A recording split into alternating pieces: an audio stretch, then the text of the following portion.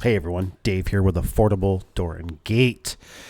I want to talk to you today about jobs and sometimes the reasons why you got to say no. Captain sent me this and he wanted my opinion. He said, he says, what's your opinion on this? He says, the guy says that we can use the boat if need be. And there's always like a story, right? So my first impression is up here in Michigan, we're in snow season right now. So my first impression is no. Like, we want it warm. We want bikinis. We want shorts. If we got to dive in that water, we want it to at least be like 60 degrees or 50 degrees. So my first impression is no. And there's a lot of stuff that goes into it. So as I was digging in with them a little bit, because I didn't want to just outright say no, I said, you might want to consider a barge. Bring a barge in, basically a flat boat. It's got a metal deck. It's built for toughness. If somebody's got a barge that'll fit in there. And as we're kind of going along in the text messages, I find out that this customer wants this done like ASAP. Okay. In my brain, right, I have little flags. Kind of like if you go ice fishing, and there's something on and the flags flip up, right? The tips, boom. That's the first thing that goes in my brain. It's like there's kind of like green, yellow, and red, right?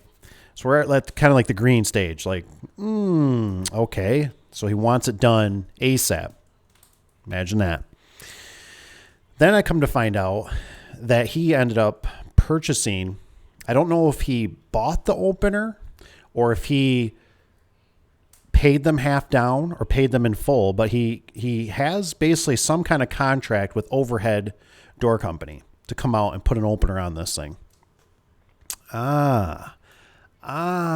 More details. So I did ask him, I said, does he have the opener sitting there? Or is it like they just haven't showed up yet and they're supposed to do it? He said right now they are not coming in a time frame that he wants. And I said, okay, well, let's think about this. If he does have the opener, how's that going to work for warranty? If we go and install somebody else's opener, especially Overhead, because we know as little small garage door places, mom and pops, Overhead is like the worst. They charge the most. Their parts are severely expensive. We're not going to win.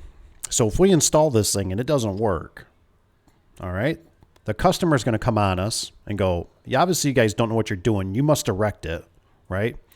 Or if we even went back to Overhead and said, look, we installed your product, they go, that's not our problem. That's not our problem. You took our job.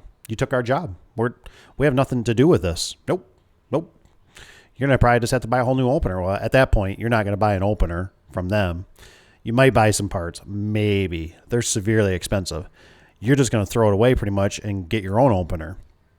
A LiftMaster, a Genie. And you know what I mean? And who's eating all this? You see how there's a lot of variables? That's why I always talk about in the business variables. It's the only thing I can come up with. Maybe somebody will email me with a better or comment, but there's so many variables to this. So as we see, if we look in here, we also thought about a jack shaft. Do you really want to put a jack shaft on this? I know I sure don't. That's a big door. You put a jack shaft on there, then what? You're going to put pusher springs on there to make sure this thing falls. And then what happens if this thing doesn't fall and you throw the cables off? Holy moly.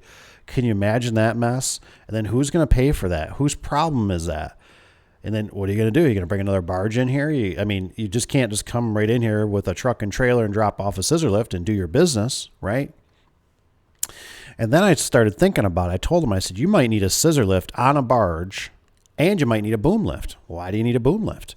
Because back here, right, where you got to run the wires, darn well behind in front of this boat we can't see, the customer is going to probably want a wall button put on the wall where they can get to it, or a really inconvenient spot.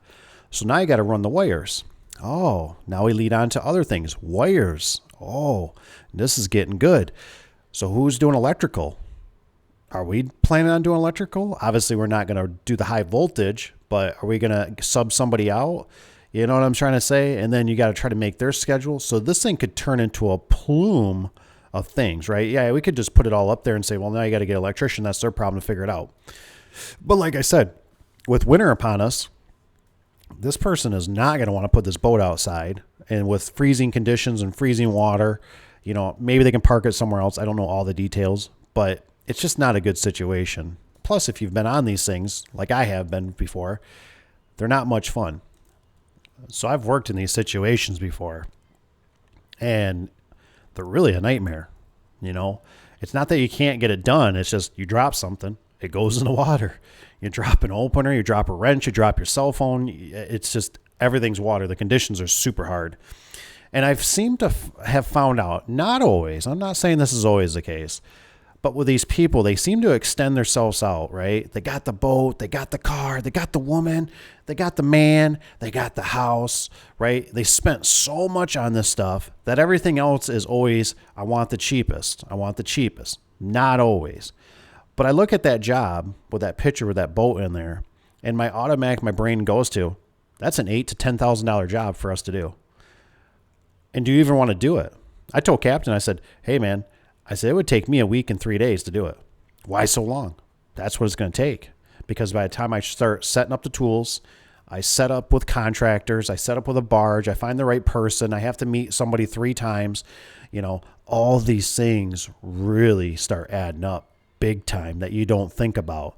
And you can really burn yourself. You know, and it's one of those things when you're first starting out, you might think, oh, you know, this is going to be a job. It's going to have repeat customers. It's going to be this. Not always. Not always. All it takes is management, somebody in there to change. You know, the owner goes to another marina, different supervisor. These people don't normally last, at least around here in Michigan and Muskegon and Grand Haven and Holland and Traverse City and all that. These people don't last. I don't know why. They last maybe a year or two and then they switch out. So it's not as good as what you might think it is. So you got to use caution. You got to think smart. Sometimes you got to slow down. Now, if I had to look back at this job, what I would recommend for you guys is this would be a situation right here where I'd ask the customer, you know, what kind of job you got going today? I want to see some pictures, because right here is where you can waste some time, right? If I would have seen a picture and then been told a story over the phone about kind of what's going on, I probably would have kindly told the customer, we're probably too busy. It's something we really don't do. We could possibly get it done for you next year, you know, when the weather conditions are nice. But unfortunately, we're too busy. We don't have the manpower. We don't have the staff, you know, and I would kindly disregard this job. And these are hard things you got to do sometimes. And I tell you what, a lot of times I screwed up in the business without saying no. The biggest thing was just saying no. And understanding that by the time you wrap yourself around this job and you think it's cool or you think it's this or that, or you're going to please somebody, you're going to probably miss 2, 3, 4, 5 other jobs that could have made the same amount of money or better without as much headache. I'll go into some other videos sometime and I'll show you one that was a big project we did that turned into nothing but a nightmare. So with that, you guys, I hope you guys have a good one. Take care. We'll see you on the next one. Be safe. Don't do nothing crazy. And have a good one.